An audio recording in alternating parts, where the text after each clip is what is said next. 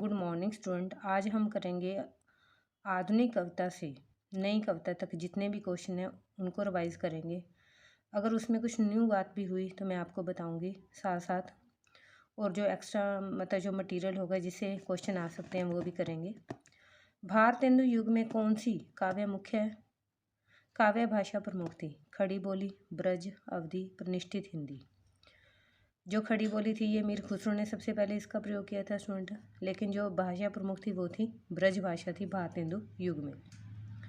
रीतिकाल काव्य की वह कौन सी विशेषता है जो भारतेंदु युग में भी देखी जाती है? ब्रज भाषा का प्रयोग भी होता था और भक्ति भावना की अभिव्यक्ति भी थी। निम्नलिखित में से कौन भारतेंदु युग का कवि नहीं है? भारतेंदु हरिश्चंद्र है, राधा कृष्ण दास है, प्रेमगण है, श्रीधर पाठक है। भारतेंदु हरिश्चंद्र, राधा कृष्ण दास और प्रेमगण सुंड ये तीनों भारतेंदु युग के हैं। श्रीधर पाठक है वो द्विवेदी युग का है। निम्न में से किस कवि को सुकवि की उपाधि मिली थी? जो सुकवि की उपाधि मिली थी वो मिली थी अंबिका दत्त व्यास को। निम्न में से कौन सी रचना भारतेंदु की नहीं है? प्रेम सरोवर है, प्रेम माधुरी है, प्रेम तरंग है, प्रेम पचीसी नहीं है। प्रेम सरोवर, प्रेम माधुरी, प्रेम तरंग।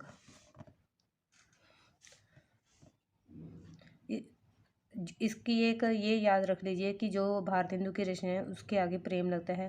पहले सरोवर, सरोवर में क्या उठी? तरंगे उठी, और फिर माधुरी और प्रेम माधुरी। भारतेंदु के समय में साहित्य का मुख्य केंद्र क्या था? काशी। जपो निरंतर एक जवान, हिंदी हिंदो हिंदुस्तान उक्त किस रचनाकार की ये रचना है? ये है प्रताप नारायण मिश्र की पंक्तियां हैं। हिंदी हिंदो हिंदुस्तान जपो निरंतर एक जवान। भारत बारहमासा किसकी रचना है? राधा कृष्ण दास की है। गोल्डस्मिथ की रचना का एकांत जोगी शीर्षक से काव्यानुवाद किसने किया है? श्रीधर पाठक ने। स्टूडेंट ये क्वेश्चन इंपॉर्टेंट है, ये कई बार यूजीसी नेट के पेपर में आया हुआ है। गोल्डस्मिथ की जो रचना है एकांतवासी योगी, ये इसका काव्यानुवाद किसने किया है? श्रीधर पाठक ने। काव्य शिल्प की दृष्टि से भारतेंदु युग की कविता की कौन सी प्रमुख विशेषता है? खड़ी बोली हिंदी का प्रयोग। भारतेंदु युग की सबसे बड़ी विशेषता क्या है? खड़ी बोली हिंदी का प्रयोग। भारतेंदु हरिश्चंद्र किस संप्रदाय से संबद्ध थे? वो थे वल्लभ संप्रदाय से। कौन से संप्रदाय से? वल्लभ संप्रदाय थे। भारतेंदु ने प्रेम श्रृंगार और भक्तिपूर्ण रचनाएं किस भाषा में लिखी हैं? उन्होंने प्रेम श्रृंगार और भक्तिपूर्ण रचनाएं ब्रज भाषा में लिखी हैं। भारतेंदु जी की इन कविताओं में सामाजिक चेतना की कौन सी प्रमुख प्रवृत्ति है, विशेषता है? सुधारवादी। कौन सी है? सुधारवादी प्रवृत्ति है भारतेंदु युग की। रोहो सब मिल आवहो भारत भाई, हा हा भारत दुर्दशा न देखी जाए, ये पंक्ति किसकी है? ये भी भारतेंदु हरिश्चंद्र के जो है काव्य में से ली गई है, जब जो भारत अंग्रेजों के अधीन था। भारतेंदु ने किस समाज की स्थापना की थी? तदय समाज की। कौन से समाज की? जैसे ब्रह्म समाज था, आर्य समाज था, वैसे ही भारतेंदु ने किस समाज की स्थापना की है? तदय समाज की। भारतेंदु युग के कवियों की सबसे बड़ी विशेषता प्राचीन और नवीन का समन्वय करने है। किसका कथन है? यह है रामचंद्र शुक्ल का। स्टूडेंट जितनी भी पंक्तियां रामचंद्र शुक्ल की लिखी हुई हैं आप एक बार सभी पढ़कर जाना, क्योंकि एक या दो क्वेश्चन रामचंद्र शुक्ल ने जिन जो भी वर्ड कहे हैं उनके बारे जरूर आता है। भारतेंदु युग के कवियों की सबसे बड़ी विशेषता प्राचीन और नवीन का समन्वय करने में है, ये कथन है रामचंद्र शुक्ल का। भारतेंदु हरिश्चंद्र का जन्म वर्ष है सन 1850 से 1885 ईस्वी। ये सिर्फ मात्र 35 वर्ष ही इन्होंने अपना जीवन जिया है। प्रेमगण किसका उपनाम है? बद्री नारायण चौधरी प्रेमगण कहते हैं। बद्री नारायण चौधरी का नाम है प्रेमगण, उपनाम है।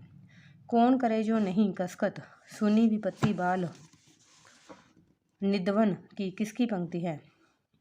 ये है प्रताप नारायण मिशन की। कौन करे जो नहीं कसकत, सुनी विपत्ति बाल निधवन की किसकी पंक्ति है? ये प्रताप नारायण मिश्र की। जयति राज राजेश्वरी जय जय परमेश अंबिका दत्त व्यास की इस पंक्ति में किसकी वंदना की गई है? रानी विक्टोरिया की। जयति राज राजेश्वरी जय जय परमेश अंबिका दत्त व्यास, ये किसकी पंक्ति लिखी गई है? अंबिका दत्त व्यास की लिखी गई है। और किसकी किसकी रचना की गई है, किसकी वंदना की गई है? रानी विक्टोरिया की। एडविन ऑर्न्ड कृत लाइट ऑफ एशिया पर आधारित काव्य है। बुद्ध चित्र किसने लिखा है? आचार्य रामचंद्र शुक्ल ने। अंग्रेजी के प्रसिद्ध कवि पोप के एसिज ऑन क्रिटिसिज्म पर आधारित रोला छंद में रचित समालोचना चार्यादर्श नामक अनुवाद कृति के लेखक कौन है? अंग्रेजी के प्रसिद्ध कवि पोप के एसिज ऑन क्रिटिसिज्म पर आधारित रोला छंद में रचित समालोचना दर्श नामक अनुवाद कृति के लेखक कौन है? ये है स्टूडेंट, इसके जो हैं बाबू जगन्नाथ दास रत्नाकर है। निम्नलिखित में से कौन सा कवि अपनी सरसवाणी के कारण ब्रज कोकिल कहलाता है? ब्रज कोकिल के उपनाम से कौन जाना जाता है? सत्यनारायण कवि रत्न। निम्नलिखित में से किस कवि का प्रकृति चित्रण रीतिकान कवि सेनापति की टक्कर का माना जाता है? राय देवी प्रसाद पूरन का माना जाता है। बिहारी की सतसई पर लिखी किस कवि की टीका पर हिंदी की प्रसिद्ध मंगला प्रसाद पारितोषिक मिला था? वियोगी हरि की जो रचना बिहारी की सतसई पर लिखी किस कवि की टीका पर मंगला प्रसाद पारितोषिक किसे मिला था? वियोगी हरि को। खड़ी बोली को सम्मान काव्य क्षेत्र में प्रतिष्ठित करने का श्रेय किस कवि को जाता है? श्रीधर पाठक को। जो खड़ी बोली का जो सम्मान काव्य क्षेत्र है उसको प्रतिष्ठित करने का श्रेय जाता है श्रीधर पाठक को। मैथिली शरण अपनी किस कृति ने खड़ी बोली काव्य क्षेत्र में उतारे थे? मैथिली शरण जो गुप्त है अपनी किस कृति से खड़ी बोली जो खड़ी बोली की रचना की थी, जिनमें वो थे रंग में भंग। निम्नलिखित में से कौन सी रचना मैथिली शरण गुप्त द्वारा रचित नहीं है? स्टूडेंट, ये जो है जो पथिक है ये मैथिली शरण गुप्त की रचना नहीं है। गुरुकुल है, यशोधरा है और द्वापर है। पथिक इनकी रचना नहीं है। निम्नलिखित में से कौन सा कवि राष्ट्र कवि कहलाता है? मैथिली शरण गुप्त। जो राष्ट्र कवि के नाम से जाने जाते हैं मैथिली शरण गुप्त हैं। मैथिली शरण गुप्त कृत यशोधरा किस प्रकार का काव्य है? जो यशोधरा जो काव्य है वो एक चंपू काव्य है। मैथिली शरण गुप्त की सर्वाधिक मुख्य विशेषता है अपने काव्य द्वारा अपने साधारण पाठकों को सबसे अधिक प्रभावित किया गया है। अपने काव्य द्वारा उन्होंने साधारण पाठकों को सबसे अधिक प्रभावित किया है। मैथिली शरण गुप्त रचित साकेत महाकाव्य के शीर्षक साकेत का क्या अर्थ है? साकेत का मतलब है अयोध्या। स्टूडेंट, मेरा मकसद है आपको कम समय में ज़्यादा से ज़्यादा क्वेश्चन करवाने। मैथिली शरण गुप्त कृत किस रचना की राष्ट्रीय भावना ने हिंदी संसार में एक नई हलचल मचा दी थी? भारत भारती। जो मैथिली शरण गुप्त है उनकी रचना क्या नाम है? भारत भारती। साकेत महाकाव्य में सही सर्ग संख्या क्या है? जो साकेत महाकाव्य से जाना जाता है इनमें सर्गों की संख्या है 12। एक युग था जब साकेत को हिंदी का अनंतम महाकाव्य सिद्ध किया गया था, किंतु अब अधिकांश विद्वान एकार्थ काव्य मात्र ही मानते हैं। इसका क्या कारण है? गुप्त जी की कल्पना ने ब्रह्मणी उर्मिला को एक कृत्रिम रूप प्रदान करने में सफलता पाई है। उर्मिला पाठकों को प्रभावित नहीं कर पाती। इसमें केवल राम और सीता की कथा ही प्रमुख था।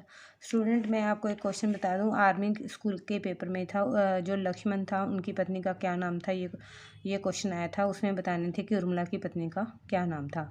और जो राम और लक्ष्मण हैं ये किसके पुत्र थे? कौशल्या के थे, सुमित्रा के थे या कैकेयी के थे? ये क्वेश्चन भी आया था। इसमें केवल राम और सीता की कथा की प्रमुखता प्राप्त करके साकेत अपने उद्देश्य की महानता, संदेश और गरिमा और गौरता में कदाचित पीछे रहा है। उपयुक्त ये तीनों ही कारण है स्टूडेंट जो इस क्वेश्चन के आंसर बनते हैं। एक भारतीय आत्मा के नाम से कौन प्रसिद्ध है? स्टूडेंट? माखनलाल चतुर्वेदी। पुष्प की अभिलाषा नामक प्रसिद्ध कविता के रचयिता कौन है? ये भी माखनलाल चतुर्वेदी हैं। पुष्प की जो अभिलाषा है माखनलाल चतुर्वेदी जी ने लिखी है। निम्नलिखित में से वीर रस का कवि कौन है? श्याम नारायण पांडे। जो वीर रस के कवि हैं वो श्याम नारायण पांडे हैं। झांसी की रानी प्रसिद्ध कविता की है सुभद्रा कुमारी चौहान की। निम्नलिखित में से कौन सा ग्रंथ साकेत के अनुकरण पर लिखा गया है? साकेत संत। हिंदी में स्वच्छंदतावाद के संबंध में कौन सा कथन उपयुक्त नहीं है? प्रबंध काव्यों का स्वरथा अभाव है। ये कवियों की व्यक्तिगत सुख दुखात्मक अनुभूतियों को अभिव्यक्त करने का माध्यम था। ये अंग्रेजी के रोमांटिक काव्य से प्रभावित था। छायावाद के सुकुमार प्रवर्तकों ने स्वच्छंदतावाद में तारुण्य का संचार किया है। माखनलाल चतुर्वेदी की सर्वप्रथम रचना ब्रज भाषा में लिखी गई थी। ये किस पत्रिका में प्रकाशित हुई थी? रसिक मित्र में। जो माखनलाल चतुर्वेदी थी, सर्वप्रथम जो पत्रिका थी वो रसिक मित्र थी, जो किस भाषा में लिखी गई? ब्रज भाषा में। चींटी से लेकर हाथी पर्यंत, पशु पक्षी से भिक्षु से लेकर राजा पर्यंत, मनुष्य अनंत, आकाश अनंत, पृथ्वी अनंत, पर्वत सभी पर कविता हो सकती है। ये कथन किस लेखक का है? ये है महावीर प्रसाद द्विवेदी का। बालकृष्ण शर्मा ने इनकी सर्वप्रथम रचना सन 1918 में प्रतिभा पत्रिका में आह्वान शीर्षक से प्रकाशित हुई थी। इस रचना का वास्तविक नाम क्या है? इसका वास्तविक नाम है जीव ईश्वर वार्तालाप। छायावाद का वास्तविक आरंभ किस कथन से माना जाता है? आंसू। जो छायावाद की पहली रचना, उसका आरंभ किससे माना जाता है? आंसू से। निम्नलिखित में से कौन सा छायावादी कवि नहीं है? रामकुमार वर्मा है, निराला है, हरिकृष्ण प्रेमी है। अज्ञेय जो है ये प्रयोगवाद का है।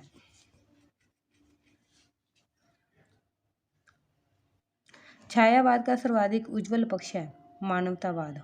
इसमें मानवतावाद के बारे में चित्रित किया गया है। छायावाद की जो अवधि है वो क्या है? सन 1920 से 1936। निम्नलिखित में से कौन सा छायावादी कवि विद्रोही और क्रांतिकारी रहा है? निराला। सूर्यकांत त्रिपाठी निराला इनका पूरा नाम है। छायावाद का अंत छायावाद कवियों के द्वारा ही किया गया था। इसके पीछे छायावाद की असली कमजोरी थी छायावाद कवियों की जीवन से विच्छिन्नता, मतलब वो जन जीवन से कट गए। छायावाद कवियों की जन जीवन से क्या थी? विच्छिन्नता थी। वो क्या थी? छायावाद की सबसे बड़ी कमजोरी थी। स्टूडेंट, ये हमने 50 क्वेश्चन कर लिए हैं। नेक्स्ट इसी के हम नेक्स्ट 50 क्वेश्चन नेक्स्ट वीडियो में करेंगे। Thank you.